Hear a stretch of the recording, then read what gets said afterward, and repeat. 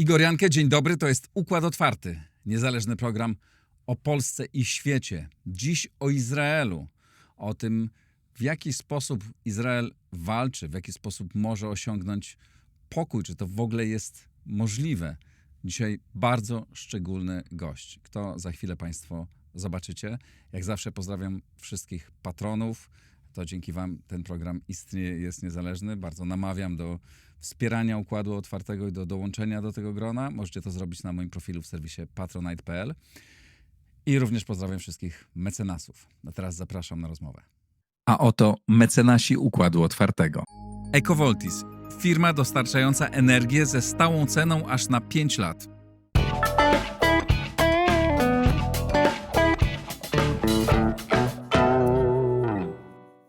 A moim gościem jest Ami Ayalon, admirał w stanie spoczynku, wcześniej szef marynarki wojennej i dyrektor Shin Bet, służby bardzo ważnej, specjalnej służby Izraela. Welcome. Witam serdecznie w Układzie Otwartym. Thank you. A jedna ważna informacja, pan Ami Ayalon jest moim gościem, dlatego że jest autorem książki Bratobójczy ogień i trochę o tej książce i o tym, co jest w tej książce będziemy rozmawiać. I just introduced your book as well. Właśnie opowiedziałem o Pana książce.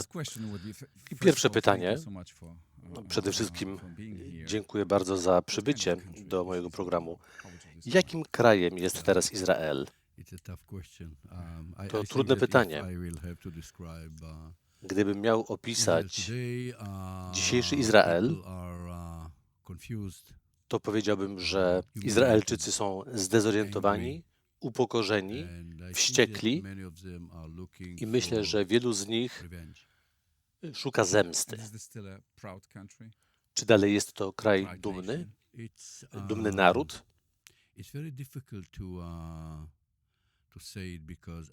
Trudno odpowiedzieć na to pytanie. To, co wydarzyło się 7 października rok temu, to coś, czego zrozumienie zajmie nam wiele lat. I skutki tego wydarzenia do dzisiaj są bardzo istotne w chwili obecnej. Dlatego wydaje mi się, że z jednej strony jesteśmy, owszem, dumni z tego, kim jesteśmy i co osiągnęliśmy w wojnie przeciwko Hamasowi, przeciwko Hezbollahowi i Iranowi. Z drugiej zaś strony, tak jak powiedziałem, lata będą potrzebne na to, żeby dojść do siebie po tym, jakie porażki odnieśliśmy, przede wszystkim 7 października, bo to była poważna porażka w każdym wymiarze. W sferze politycznej, wojskowej. I wielu Izraelczyków uważa, że musimy w jakimś sensie zrestartować pewne koncepcje, tak ażeby odzyskać swoje bezpieczeństwo i prawdopodobnie, żeby być w stanie myśleć o naszej tożsamości przyszłości. Co Pan ma na myśli? Co to znaczy tożsamość przyszłości? I jak można zmienić tożsamość?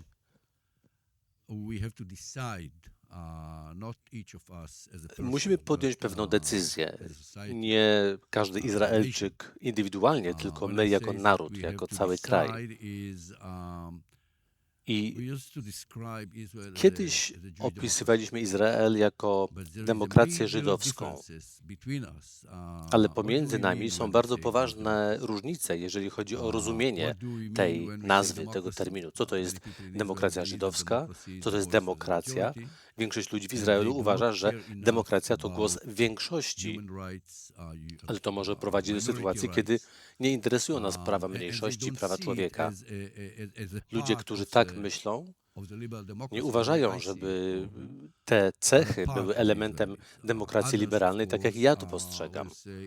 Inni uważają, że owszem, Izrael to demokracja liberalna i że nie wolno nam poddać się, jeżeli chodzi o prawa człowieka, prawa liberalne, prawa mniejszości, które zresztą są zapisane w naszej deklaracji niepodległości. Ponadto musimy przedyskutować i zdefiniować to,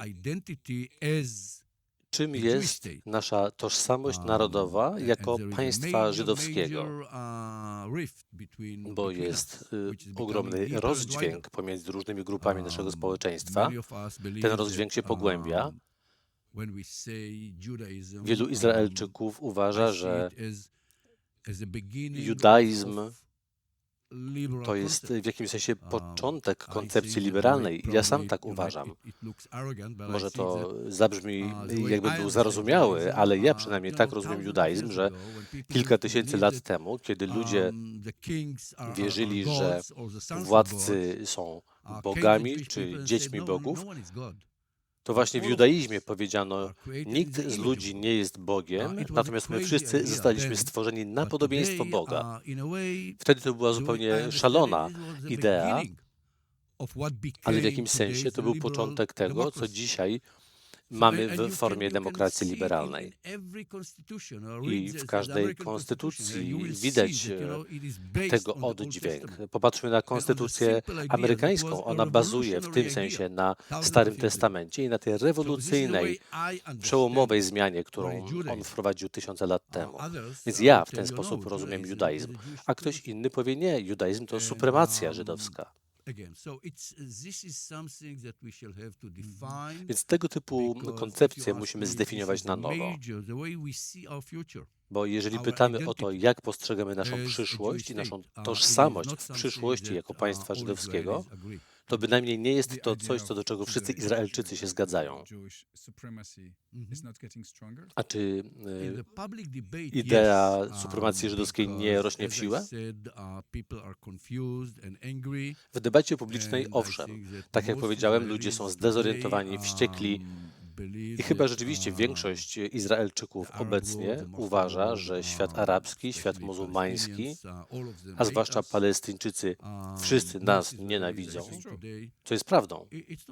Nie, to nieprawda. To nieprawda, bo musimy oddzielić Hamas a naród palestyński. Teraz, w czasie wojny, dalej jest duża różnica pomiędzy nastawieniem członków Hamasu a zwykłych Palestyńczyków? Oczywiście. Oczywiście jest wspólny mianownik, którym jest nienawiść w stosunku do nas, ale pytanie, jakie trzeba sobie zadać, jest następujące. Czy oni wszyscy są tacy sami? Nie, nie są. Obywatele Izraela też nie są identyczni, prawda? W sumie i tak, i nie. Bo większość Izraelczyków nie rozumie różnicy, czy nie chce dostrzegać różnicy między Palestyńczykami i Hamasem, a większość Palestyńczyków nie chce dostrzegać różnicy między Izraelczykami a ekstremistami żydowskimi. A różnica jest ogromna. I dlatego naszym zadaniem jest zrobić co w naszej mocy, żeby ludziom to uświadamiać. Jeżeli nie uświadomimy tego, to nie będziemy w stanie wyobrazić sobie lepszej przyszłości. Więc mamy taką odpowiedzialność na swoich barkach.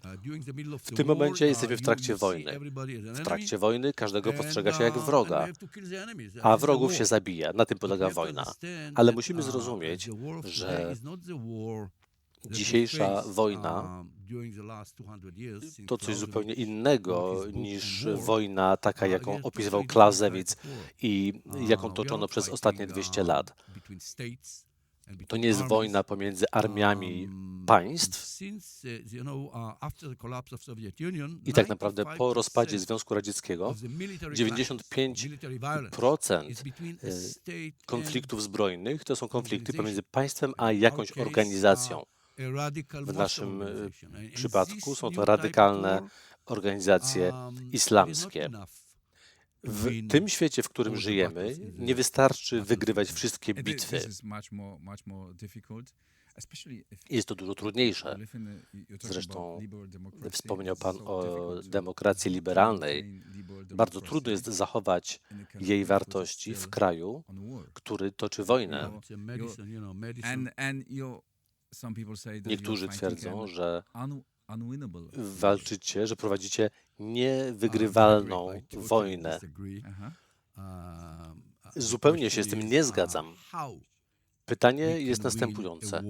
W jaki sposób możemy wygrać wojnę prowadzoną przeciwko radykalnym, fundamentalistycznym organizacjom religijnym? Porozmawiajmy o tym, bo cała pańska książka się do tego odnosi. Opisuje pan w fascynujący sposób, jak pan zmienił swoje podejście do tego tematu. To był cały proces. Dlatego poprosiłbym pana o rozwinięcie tego tematu, ale zanim do tego przejdziemy, zanim przejdziemy do pana transformacji, która jest fascynująca, chciałbym zadać takie pytanie, które zadał mi jeden z moich patronów.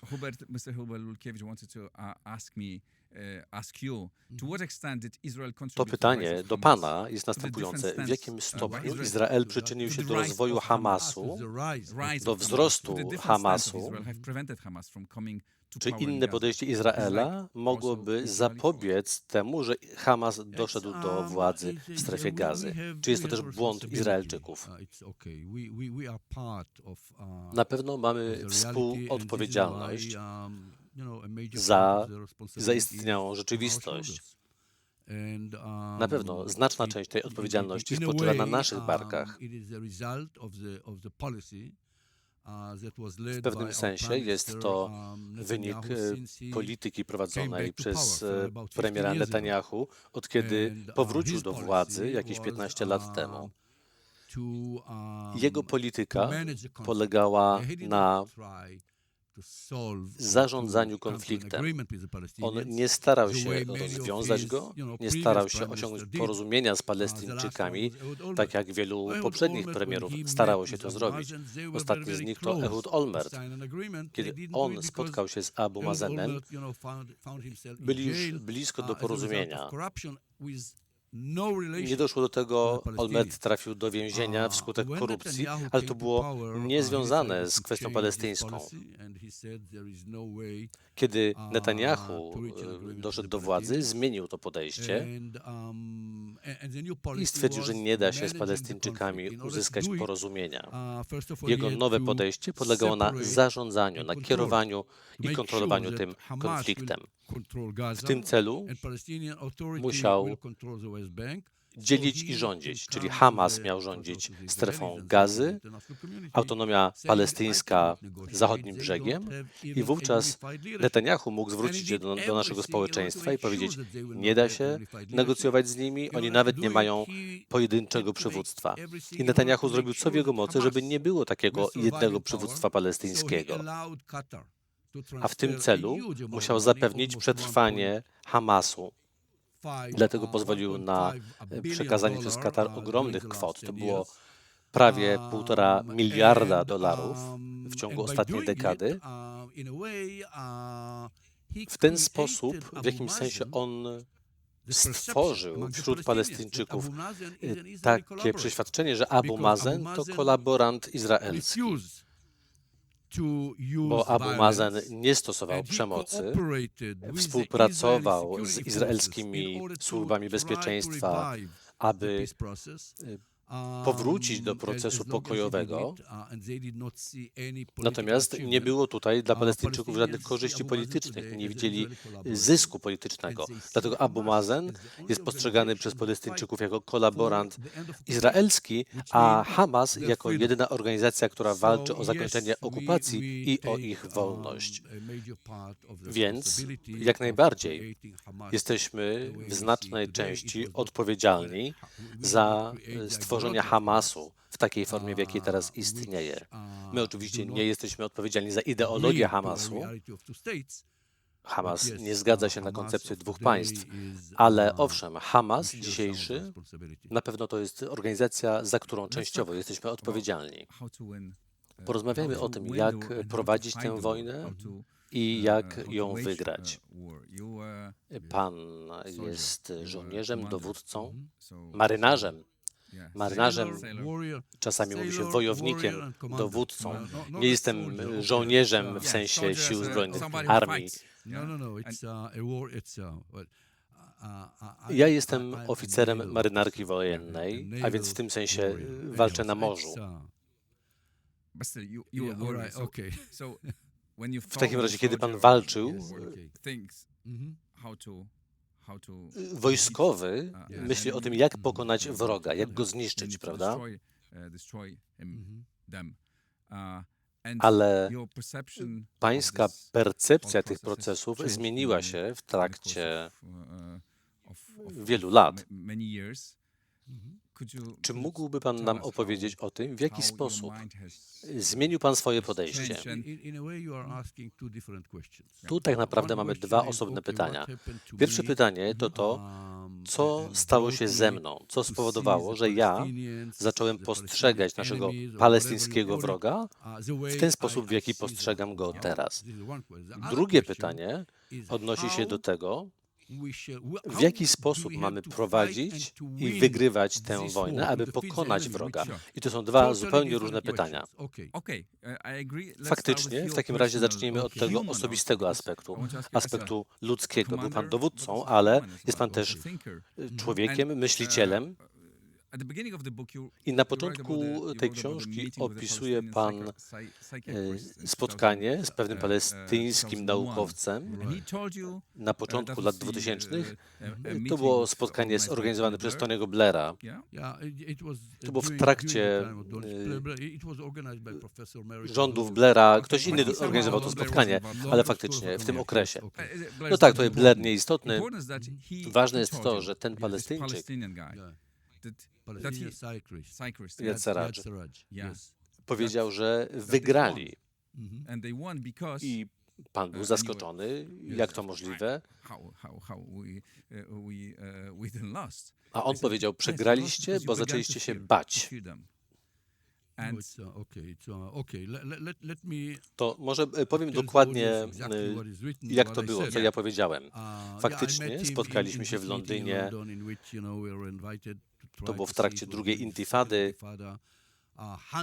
Setki ludzi ginęły po obu stronach. Ja nie znałem go osobiście, ale wcześniej czytałem jego artykuły, bo był bardzo znanym naukowcem. On powiedział do mnie w ten sposób: Ami, wreszcie wygraliśmy.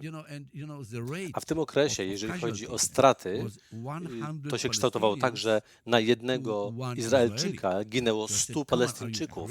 Więc mówię do niego: zwariowałeś? Jak to wygraliście?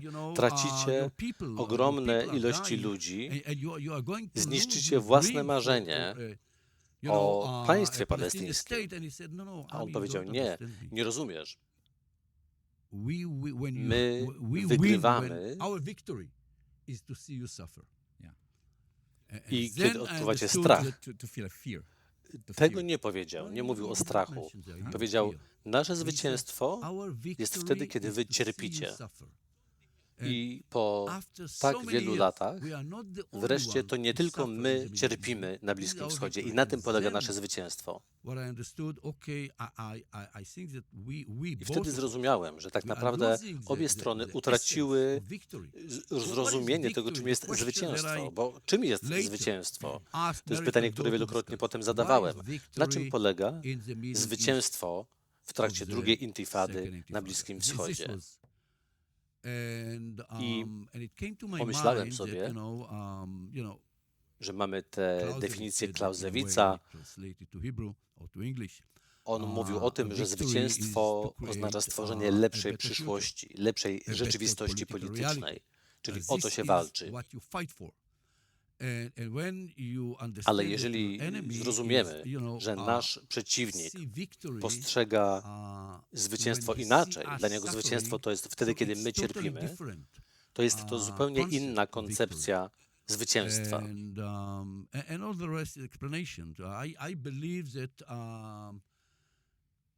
I zacząłem rozumieć Palestyńczyków. To był długi proces. Właściwie teraz powtarzam to, co jest w książce. Natomiast to, jak dzisiaj postrzegam Palestyńczyków, wynika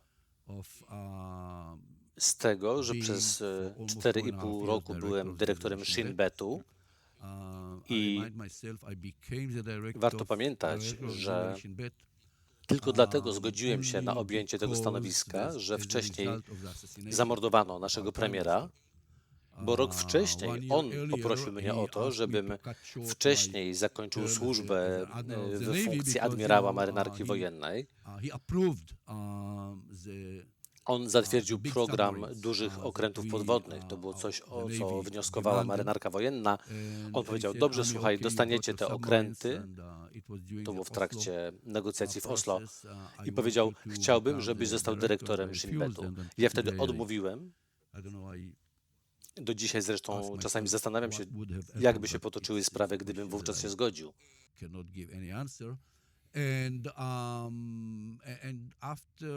Po jego zabójstwie zastąpił go Shimon Peres. Ja wtedy przyszedłem w stan spoczynku i on poprosił mnie, żebym objął to stanowisko, bo poprzedni dyrektor zrezygnował wskutek tego zabójstwa. I przez 4,5 roku byłem dyrektorem Shin Betu. Więc jeżeli ktoś spyta, czego się dowiedziałeś w ciągu tych 4,5 roku, mam właściwie dwie nauczki. Po pierwsze, to, że nasi przeciwnicy, Palestyńczycy, to nie są cele militarne, tylko ludzie. Pamiętam, jak mówiłem to żonie, ona powiedziała, oczywiście. Jak pan dotarł do tego wniosku, że postanowił pan z nimi rozmawiać, zrozumieć? To nie była moja decyzja, to rabin podjął taką decyzję, kiedy on razem z ministrem obrony zaczął z nami rozmawiać, powiedział, słuchajcie, tego wszystkiego wystarczy, postanowiłem podpisać porozumienia z Oslo. Ja uważałem, że to jest wtedy szaleństwo, bo przecież goniliśmy za Arafatem, nie wiedzieliśmy, gdzie jest, czy gdzieś w basenie Morza Śródziemnego, czy nad Morzem Czerwonym, a nagle przychodzi premier i mówi, od tej pory negocjujemy z nimi, z Arafatem. Dla mnie było to bardzo trudne do zrozumienia w tym okresie. No ale w demokracji tak to działa, że to politycy kształtują politykę, a nie żołnierze. I zacząłem po raz pierwszy w życiu spotykać się z Palestyńczykami, kiedy zostałem dyrektorem Shin Betu. Bo tak jak za chwilę opowiem, ja jako żołnierz walczyłem z Egipcjanami, z Jordańczykami, z Syryjczykami i z Palestyńczykami przez 33 lata mojego życia. Kiedy idziemy na wojnę w roli żołnierza, wojskowego dowódcy, to rząd daje nam rozkaz zabijania przeciwników, a nie negocjowania z nimi. Nie jestem z tego dumny, ale zabiłem wielu ludzi i nigdy właściwie nic o nich nie wiedziałem. Nie wiedziałem, jak się nazywają, jak mają na imię, czy mają żony, czy mają dzieci, z kim chodzą do meczetu. Nie interesowało mnie to wszystko. To było dla mnie niepotrzebne. Jako dowódca musiałem tylko wiedzieć, jak ich zabić. Nożem, kałasznikowem, czy używając pocisku kierowanego, który trafi ich 100 kilometrów stąd. Ale w tym miejscu, gdzie ten pocisk trafia, giną ludzie. Natomiast kiedy trafiłem do Shin Betu, tutaj podejście było zupełnie inne. Żeby zwalczać terroryzm, żeby pokonać przeciwnika, trzeba wiedzieć wszystko o każdym aktywiście terrorystów. Jeżeli nie mamy tej wiedzy, to nie wiemy, jak go przesłuchiwać, jakiemu zadawać pytania, nie rozumiemy go. A jeśli go nie rozumiemy, to nie jesteśmy w stanie go pokonać. Kiedy wiesz na jego temat tak wiele, wiesz, jak ma na imię jego żona, jak on ma na imię, wiemy, kim była jego matka, ojciec, do jakiej szkoły wysyła dzieci. Jest bardzo duża różnica między Palestyńczykami pod tym względem, bo mamy z jednej strony osoby, które posyłają dzieci do szkoły w szkołach Hamasu albo w szkołach autonomii palestyńskiej. To też pokazuje nam, jak rodzice postrzegają przyszłość tych dzieci. W momencie, kiedy wiesz o takiej osobie tak wiele, to ona staje się dla ciebie właśnie człowiekiem i przestajesz się go bać, mimo że wiesz, że za chwilę będzie dalej próbował zabijać Izraelczyków, ale nie boisz się go, bo stał się człowiekiem. W którym momencie pan to zrozumiał, że to jest człowiek, a nie tylko cel, że to jest ktoś, kto ma ojca, dziecko, dziadka. Pyta mnie pan o to po 25 latach i ja nie potrafię w tym momencie podać konkretnego momentu. Uczestniczyłem w przesłuchaniach, spotykałem się z Palestyńczykami. Niektórzy z nich stali się moimi przyjaciółmi. Jibril Rajub podczas pierwszej intifady był terrorystą. Siedział w naszym więzieniu, został zwolniony w ramach wymiany więźniów i potem poznałem go osobiście i zaprzyjaźniliśmy się ze sobą. Hamad Ahlan w strefie Gazy. Jibril Rajub został szefem służby bezpieczeństwa na zachodnim brzegu. Jego kolega był jego odpowiednikiem w strefie Gazy. Obaj niejednokrotnie bywali u mnie, u mojej rodziny. My odwiedzaliśmy ich rodziny. Stali się ludźmi. Czy to było dla pana trudne? Nie. Nie, kiedy się ich poznaje. Ale pierwsze spotkanie, drugie spotkanie, trzecie spotkanie. W końcu przez lata byli wrogami, a teraz trzeba z nimi rozmawiać? Nie, nie było to trudne.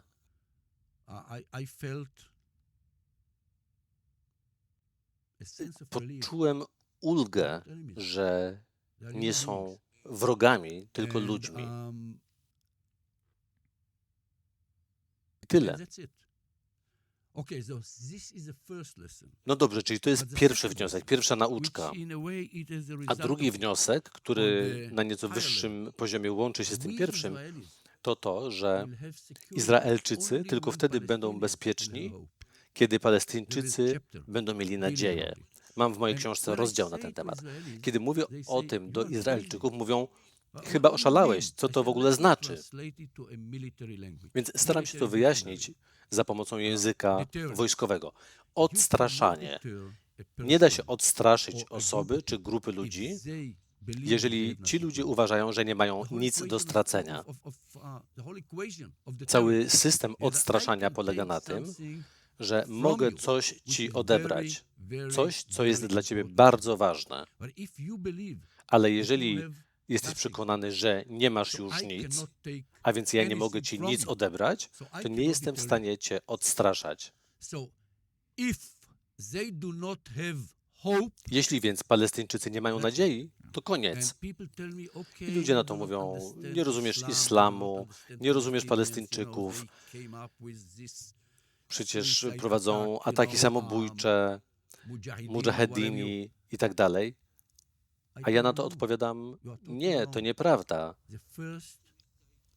Pierwsze ataki samobójcze w znanej nam historii są opisane w Biblii. Przypomnijmy sobie historię Samsona i Dalili. Samson postanowił zaatakować tysiące wrogów. A dlaczego? Bo stracił nadzieję. Został upokorzony, stracił oczy i stwierdził, że nie ma już nic do stracenia. Kiedy stoimy w obliczu przeciwnika, który nie ma nic do stracenia, bardzo, bardzo niebezpieczna jest to sytuacja, bo nie da się z tym nic zrobić. I jedyny sposób, żeby go pokonać, to dać mu nadzieję, dać mu coś.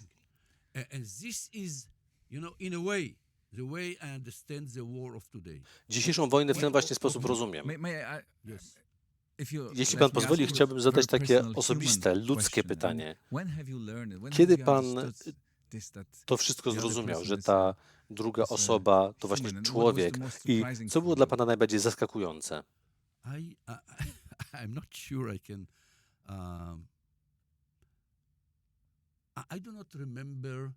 Nie pamiętam jakiegoś konkretnego momentu. To był proces. W którymś momencie, z biegiem czasu, zrozumiałem, że są to nie tylko ludzie, ale że mogą być przyjaciółmi. Spotykamy się z kimś takim, rozmawiamy. Chcesz kawy? On mówi: może chcesz coś zjeść? Więc pijemy razem kawę, jemy coś, rozmawiamy To jest proces. Ta osoba staje się człowiekiem. Tak to wygląda. And you still think like that? You also Dalej pan tak uważa po wydarzeniach z października? Tak, oczywiście. Bodajże 8 czy 9 października zadzwoniłem do mojego przyjaciela, doktora Khalila Shikakiego. On jest uważany za właściciela najlepszego ośrodka sondażowego w Ramallah. I wielokrotnie spotykaliśmy się, bo chciałem zrozumieć naród palestyński. Kiedy rozumiemy ludzi, to dochodzi do naszej świadomości, że nie wystarczy przepytywać terrorystów, więźniów. Żeby zrozumieć Palestyńczyków, trzeba czytać ich poezję, trzeba czytać ich powieści i tak dalej. I właśnie po to spotykałem się z nimi, z Saradżem na przykład, i w ten sposób poznałem Khalila Shikakiego. Czytałem wyniki jego sondaży i to dzięki nim rozumiałem, w jaką stronę zmierzają Palestyńczycy. Czyli już nie tylko, co mówi mi konkretny terrorysta, kiedy go przesłuchujemy, ale jaki jest nastrój narodu palestyńskiego. Więc po 7 października zadzwoniłem do Shikakiego i spytałem go, czy jest taka możliwość, żeby jakiś palestyński lider polityczny publicznie potępił działania Hamasu. Uważałem, że większość Palestyńczyków nie akceptuje tej przemocy, której świadkami byliśmy z rąk Hamasu. Myślał pan tak? Wiedział pan tak? Marzył pan, żeby tak było?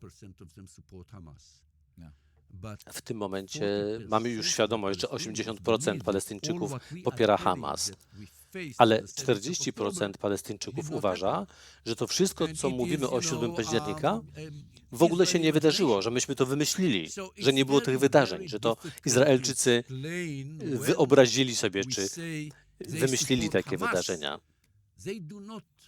Więc kiedy mówimy, że oni popierają Hamas, to dlatego, że oni nie rozumieją tego, oni nie akceptują tego rodzaju przemocy, którą stosuje Hamas, ale mówią, nic takiego się nie wydarzyło, Izraelczycy to wymyślili. Nie wszystko da się wyjaśnić, ale powiedziałem przedtem, że Izraelczycy są zdezorientowani i jak najbardziej, tak jest. Palestyńczycy są tak samo zdezorientowani. Oglądają Al Jazeera, oczywiście ogromnie cierpią w tym momencie na szczeblu osobistym i narodowym. Więc tak naprawdę ja po prostu spytałem go wtedy, czy jest taka możliwość, żeby lider palestyński coś takiego powiedział.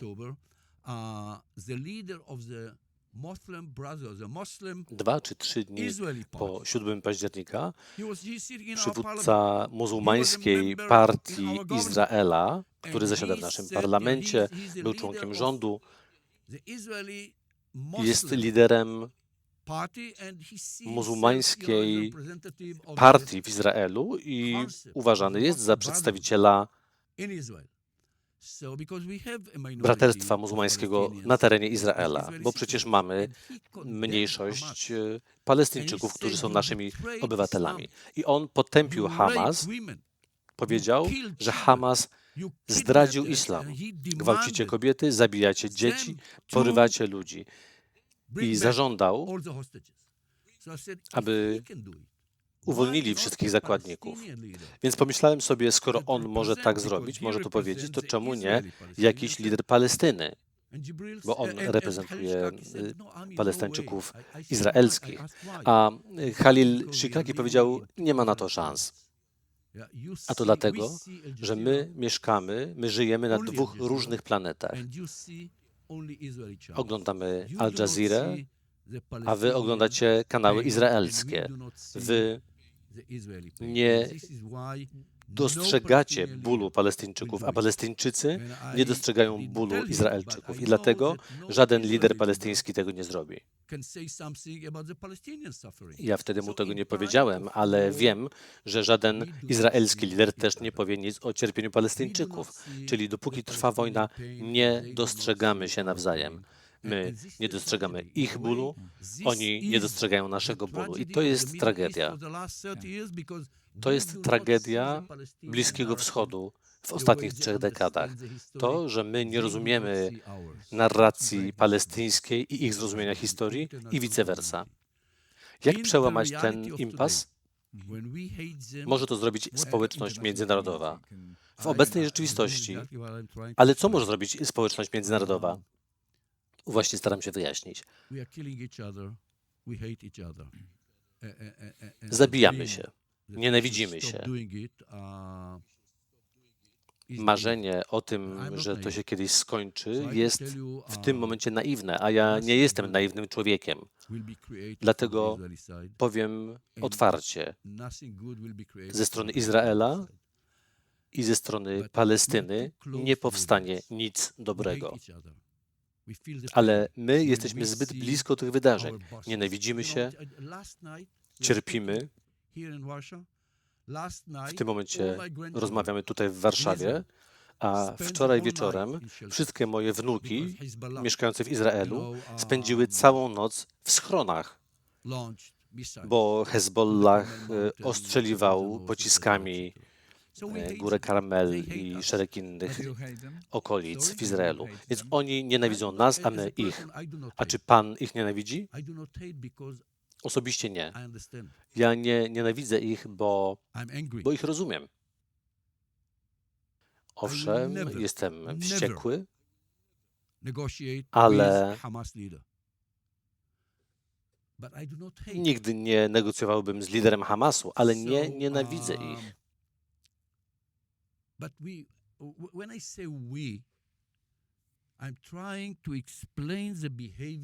Kiedy mówię my, kiedy mówię w liczbie mnogiej, to staram się wyjaśnić zachowanie społeczeństwa izraelskiego.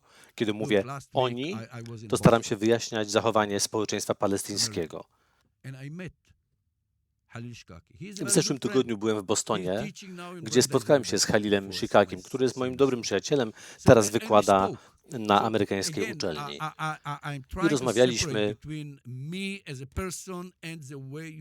bo ja zawsze staram się oddzielić mnie jako osobę, bo przecież Pan nie pyta mnie, Pana interesuje zachowanie czy przekonania społeczeństwa izraelskiego. Czyli, żeby była jasność, teraz mówię o Izraelczykach, o społeczeństwie. A ja nie jestem przedstawicielem stanowiska rządu izraelskiego. Ja mówię o tym, co ja uważam. Uważam, że my, Izraelczycy i Palestyńczycy, jesteśmy zbyt blisko tych wydarzeń, jesteśmy za bardzo zaangażowani i dlatego żaden lider palestyński nie powie czegoś, co my moglibyśmy zaakceptować i odwrotnie, żaden lider izraelski nie powie niczego, co oni mogliby zaakceptować. Ale wy widzicie nas z innej planety, z planety, jaką jest Polska, Ameryka, Europa, Rosja, Chiny. Wy wiecie, bo przecież można by spytać wszystkich liderów politycznych na świecie, czy są wybierani w drodze wyborów, czy nie.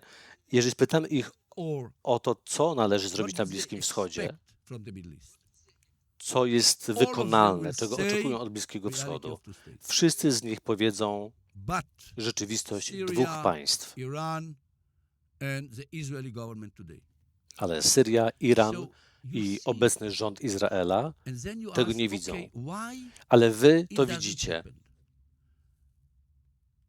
I powstaje pytanie w takim razie, dlaczego to nie staje się rzeczywistością? Wy też macie za to pewną odpowiedzialność, ale nie dlatego, że to jest jakiś dług wobec nas, bynajmniej. Ale pamiętajmy, że ten konflikt to już nie jest tylko konflikt między Palestyńczykami a Izraelczykami. To jest konflikt regionalny, który ma ogromny wpływ na cały świat. Jeżeli go nie powstrzymamy, jeżeli ten konflikt będzie się rozprzestrzeniał, jeżeli będziemy bezpośrednio walczyli z Iranem, to nikt nie jest w stanie powiedzieć, jakie będą skutki dla społeczności międzynarodowej. Notabene, nie wiem, czy wszyscy widzowie mają tego świadomość, że chociażby ceny energii i ceny wszystkiego, co kupujecie w sklepach, są między innymi wyższe przez to, co robią Houthi, a jeżeli to będzie trwało, to będzie jeszcze gorzej. Chiny są obecne na Bliskim Wschodzie, potrzebują energii. Rosja jest obecna na Bliskim Wschodzie, też będzie wspierała Iran w dalszym ciągu. Więc na miejscu ta sytuacja nie będzie kontrolowalna. I dlatego uważam, że to społeczność międzynarodowa powinna w tym momencie wyraźnie powiedzieć, tego już wystarczy. Ale to wymagałoby prawdziwych liderów w świecie Zachodu. Jakoś ich nie widzę. W tym momencie nie potrafią rozwiązać prostszego konfliktu Rosja-Ukraina, który jest historią dość czarno-białą. Tutaj nie są w stanie podjąć wiążących decyzji, bo brak liderów na świecie.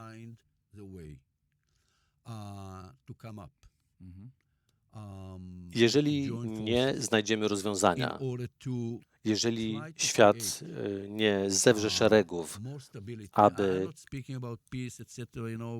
zwiększyć poziom stabilności. Ja nawet nie mówię tutaj o pokoju. Właściwie nigdy nie mieliśmy pokoju na Bliskim Wschodzie, więc nawet nie wiemy, co to oznacza. Ale stabilizacja. Jeżeli tego się nie uda osiągnąć, to może na to nie zasługujemy. Tylko że ja pamiętam, że to już się działo. Nie chcę cofać się zbyt daleko w głąb historii, ale popatrzmy na wybory w Stanach Zjednoczonych. W pewnym sensie nie jest aż tak ważne, kto zostanie wybrany. To znaczy, oczywiście jest to ważne, ale jeżeli mówimy o kwestii Bliskiego Wschodu, to w interesie Ameryki jest to, żeby osiągnąć stabilizację. Posłuchajmy, co mówi Trump, posłuchajmy, co mówi Harris. Oboje wielokrotnie mówili o tym, że ta wojna musi się zakończyć. I jest to w interesie nas wszystkich, również nas.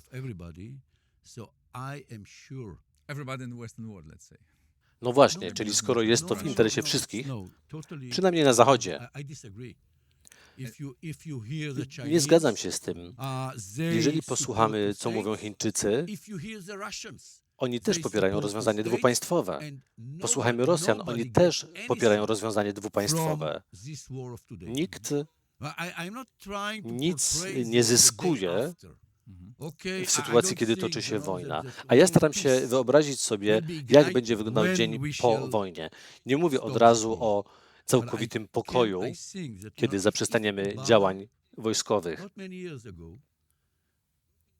Ale skoro całkiem niedawno Obama był w stanie podpisać umowę o redukcji broni jądrowej, skoro Chiny, Rosja, ONZ, Europa, Ameryka, wszyscy zgodzili się na to porozumienie, to znaczy, że takie rzeczy da się osiągnąć.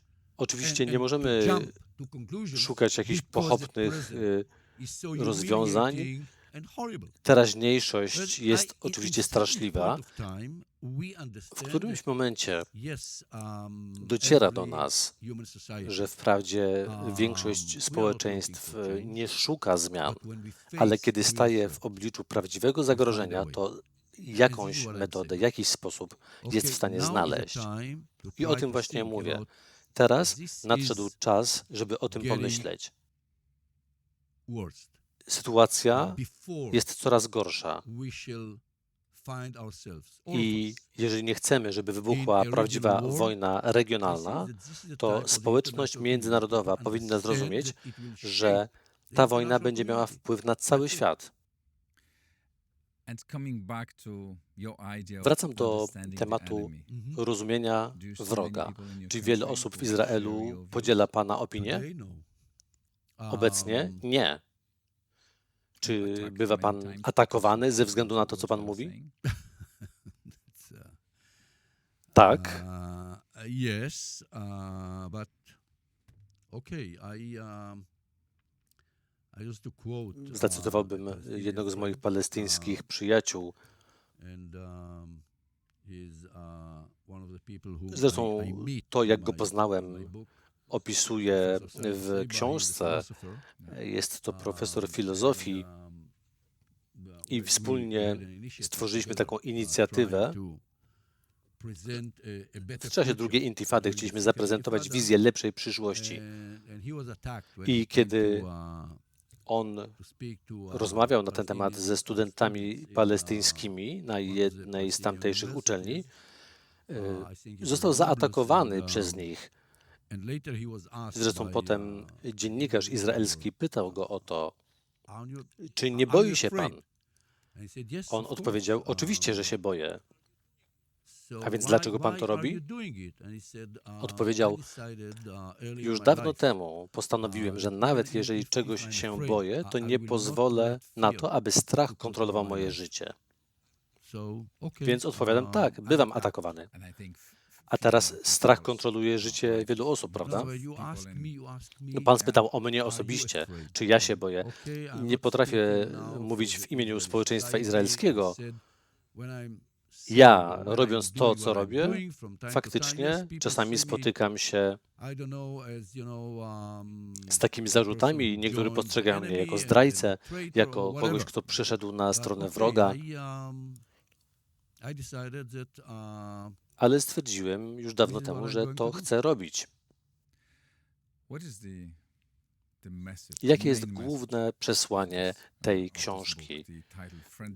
Bratobójczy ogień to tytuł tej książki.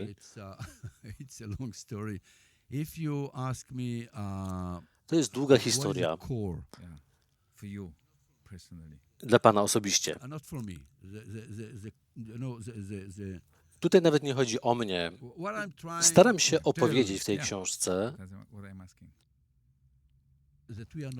i uświadomić czytelnikom, że nie jesteśmy skazani na porażkę. Nawet jeżeli nie potrafimy całkiem ukształtować naszej przyszłości, to mamy na nią pewien wpływ. To bardzo ważne i to jest przesłanie dla każdego na całym świecie.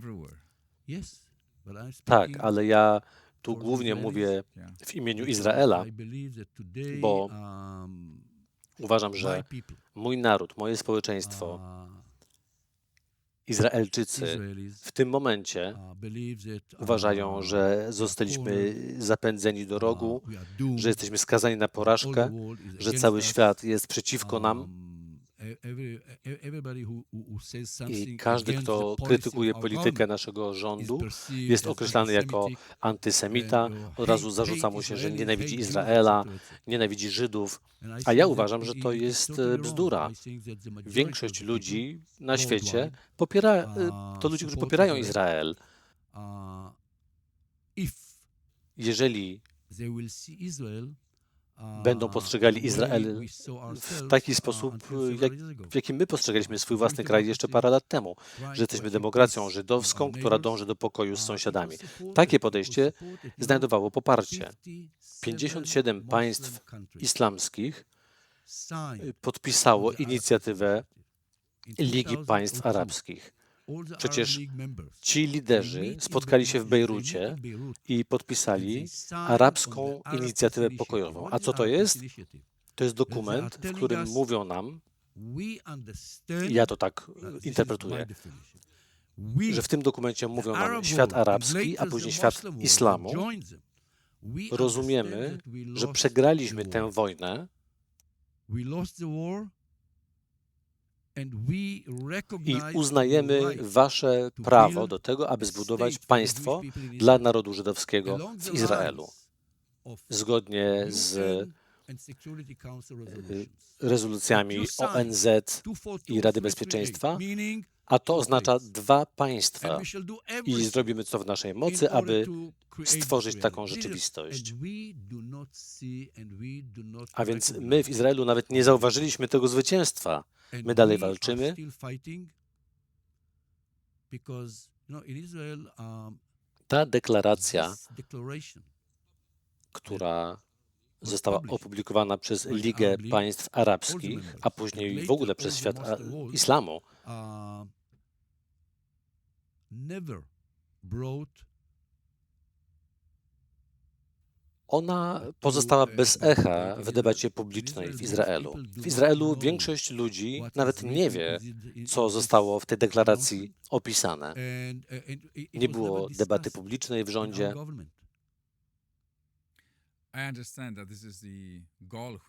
Rozumiem, że to jest cel, to jest kierunek, w jakim powinien świat zdążać, ale czy według Pana jest to osiągalne?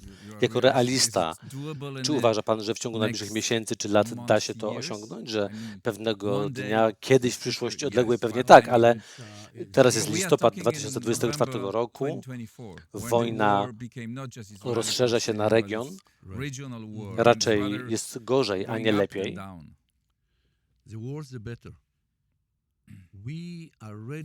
Jesteśmy gotowi zmienić swój kurs tylko wtedy, kiedy stoimy w obliczu prawdziwego zagrożenia. Ludzie zwykle nie chcą się zmieniać. Ludzie żyją tak, jak żyją. Ale w tej sytuacji, owszem, jestem optymistą. Na razie jest to tylko marzenie, ale jeżeli zapomnimy o tym marzeniu, to na pewno go nie zrealizujemy. Nie tylko ja tak mówię.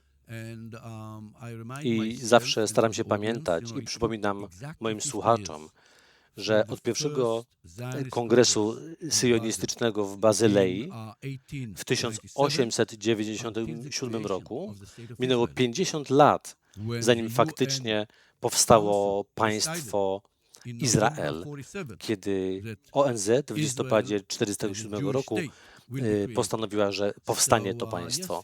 50 lat.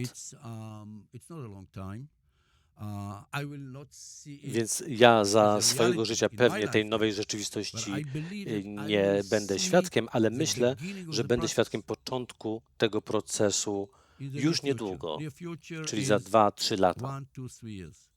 Miejmy nadzieję. Let's hope so. Dziękuję bardzo. Aaron, thank you so much. Thank you so much for your time, for coming here, for your words. Thank you. To wszystko na dziś. Czekam na Państwa. Napiszcie, co Wy o tym sądzicie. Czy Waszym zdaniem to jest realistyczne? Polecam bardzo książkę. Warto ją przeczytać. Fascynująca opowieść Ami Ayalona. Czytajcie, słuchajcie Układu Otwartego. Dziękuję bardzo. Do zobaczenia. Do usłyszenia.